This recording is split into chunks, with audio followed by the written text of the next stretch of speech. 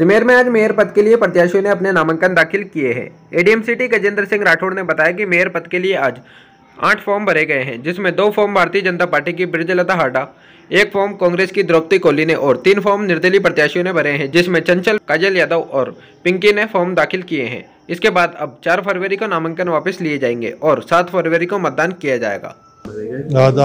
कुल मिला के 8 फॉर्म भरे गए। 2 ब्रजलता हाडा जी ने भरे हैं जो बीजेपी से कैंडिडेट हैं, और 1 फॉर्म द्रौपदी जी ने लगाया जो कांग्रेस से अधिकृत उम्मीदवार हैं। इसके अलावा चंचल और पिंकी, इन दोनों ने भी कांग्रेस से भी फार्म लगाया है और निर्दलीय के तौर पर भी भरा है। काजल ने भी एक निर्दलीय के तौर पर फार्म लगाया। कुल मिला के 5 कैंडिडेट हैं, 8 फार्म। मतदान में कैसी प्रतिक्रिया रहेगी, कब से कल हो जाएंगे? कल 10:30 बजे से स्क्रूटनी शुरू की जाएगी और जो उम्मीदवार जिनके फार्म सही पाए जाएंगे उनकी सूची शाम तक लगा दी जाएगी, और 4 तारीख को 3 बजे तक वो वापस नाम ले सकता है कोई भी उम्मीदवार, और 7 तारीख को 10 बजे से मत डाले जाएंगे। परिणाम मतगणना के तुरंत बाद आ सकता है। अभी तो यही कहूँगी कि पार्टी ने मुझे विश्वास दिया है, तो उसके लिए पार्टी का बहुत बहुत धन्यवाद करती हूँ और हमेशा आभार व्यक्त करती रहूँगी पार्टी के लिए। क्या काम ऐसे रह गए थे जो आप करने को हैं? शहर में जो भी है वही करूँगी अभी तो काम। देखिए, कल सभी 48 लोग पार्षद दल के उन सबसे पूरी चर्चा करने के बाद और भारतीय जनता पार्टी के प्रदेश अध्यक्ष से सहमति के बाद ब्रजलता हाडा जी को अजमेर नगर निगम के महापौर के लिए प्रत्याशी तय किया। आज उनका नामांकन भरा है। मेरा विश्वास है कि कांग्रेस पार्टी के गुड सेंस प्रिवेल करेंगे, क्योंकि 30 और 48 और 18 30 मतों का अंतर है, और 30 मतों के अंतर के आधार पर कोई संभावना उनके जीतने की नहीं है और शायद अपना प्रत्याशी खड़ा नहीं करें। लेकिन कई बार कांग्रेस का चरित्र हॉर्स ट्रेडिंग का जो रहा है उसके आधार पर कई प्रयास करते हैं, तो भारतीय जनता पार्टी पूरी एकजुट है, एकमुखी है, और मेरा विश्वास है कि वैसे तो मतदान की स्थिति नहीं आएगी, मतदान की स्थिति आती है तो हो सकता है कि भारतीय जनता पार्टी का ये टैली 48 से अधिक तक पहुँचे। उसके अतिरिक्त भी लोग भारतीय जनता पार्टी के प्रत्याशी ब्रजलता हाडा जी के पक्ष में मतदान करें। एक डिप्टी मेयर को लेकर भी शहर में चर्चाएं बहुत हैं, क्योंकि ये शुरुआती दौर से जिस तरीके से ब्रजलता हाडा का नाम चर्चाओं में था तो माना जा रहा था कि ये टिकट उनको जाएगा, लेकिन अगर डिप्टी मेयर की हम बात करते हैं तो उसको लेकर के जो चर्चाएँ हैं उस पर क्या कहना चाहेंगे? देखिए, समय आने पर, आज का ही समय था, इसलिए महापौर के प्रत्याशी को भारतीय जनता पार्टी ने तय किया है। 8 तारीख को उप महापौर का नामांकन होगा, और जिसका भी पार्टी सबसे सलाह करने के बाद, प्रदेश नेतृत्व से चर्चा करने के बाद उप महापौर को तय करेगी। और जिस प्रकार से सर्वसम्मति से आपस में मिल बैठ करके बहुत प्यार के साथ हमने महापौर का प्रत्याशी तय किया है, उसी प्रकार मेरा विश्वास है कि हम लोग अपनी पुरानी परंपराओं के आधार पर उप महापौर का प्रत्याशी भी तय करेंगे।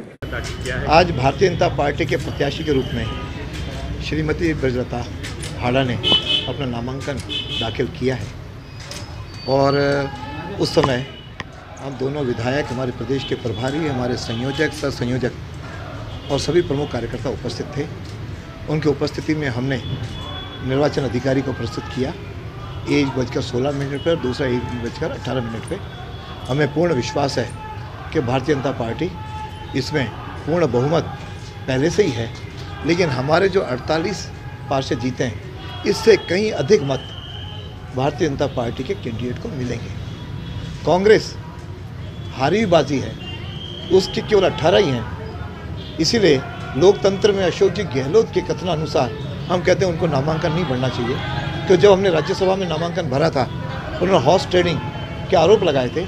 जब हॉर्स ट्रेडिंग का काम कांग्रेस का शुरू से रहा है, उसके अंतर्गत ये भरवाते हैं, तो यदि भरवा भी दिया और हॉर्स ट्रेडिंग करने की कोशिश की तो भी उनको मात खानी पड़ेगी, क्यों हमारा एक अनुशासित दल है। हमने सर्वसम्मति से पार्षदों की राय से कैंडिडेट तय किया।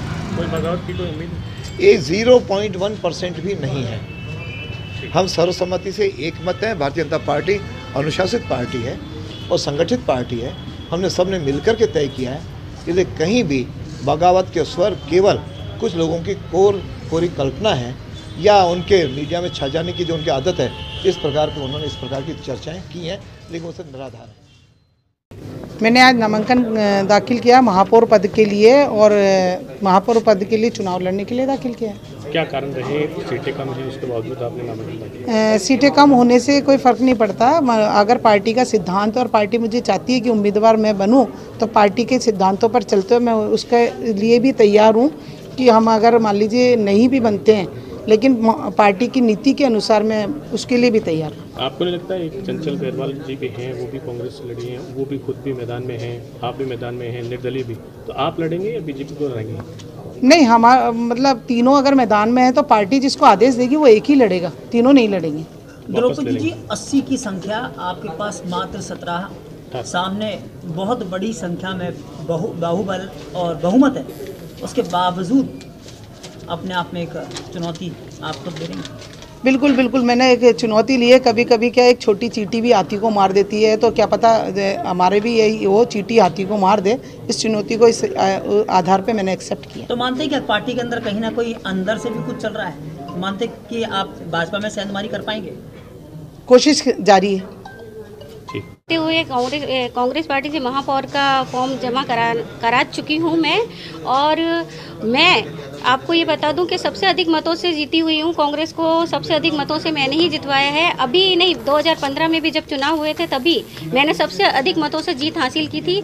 और मेरे कार्यकाल में जितने भी चुनाव हुए हैं, उपचुनाव हुए हैं, सभी में मैंने, भले वो मेरे पार्टी से हारे हैं, लेकिन मैंने मेरे वार्ड से सभी बूथों से सबसे अधिक मतों से जितवाया है। आला कमान ने आपके सहित 3 और लोगों को भी नामित किया है। क्या आपको नहीं लग रहा है कि आपस में आप लोगों की जो गुटबाजी थी एक बार फिर सामने आ गई? आखिर कौन है? नहीं, देखो, मुझे तो आदेश मिला है, जो भी बड़े अपने अजमेर के और जयपुर, दिल्ली, सबके जो हैं बड़े आला कमान, उन सभी से मुझे आदेश मिला है, तभी मैं आई हूँ।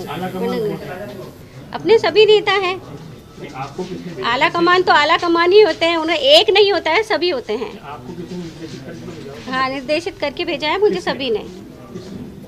वो मैं आपको नाम नहीं बता सकती हूँ, मैंने बताया ना। किस तरह की चुनौती है जब आपके पास पार्षद नहीं है, ना बहुमत है, किस तरह का बहुमत पाके आप चुनाव लड़ेंगे? रणनीति बना रहे हैं हमारे जो आला कमान जो बैठे हुए हैं हमारी सीट पर, वो रणनीति बना रहे हैं। अगर रणनीति तैयार हो जाती है तो हमारी कांग्रेस की सीट आना तय है। ऐसे कौन सा जादुई डंडा आप चलाएंगे कि आपके पास मात्र 17 पार्षद जीते हैं कांग्रेस के और बोर्ड 80 का है, उसके बाद आपने दावेदारी की, कहा जा रहा है कि आला कमान के आदेश है, तो क्या कोई जादुई डंडे की स्थिति है? देखो, आला कमान के आदेश मुझे मिले हैं, उसकी पालना करें, और वही रणनीति तैयार कर रहे हैं। जादू का डंडा वही चलाएंगे, मैं तो सिर्फ उनका आदेश का पालन कर रही हूँ। ये मतलब आप मानते हैं कि कांग्रेस के पास जादू का डंडा है? हो सकता है, जब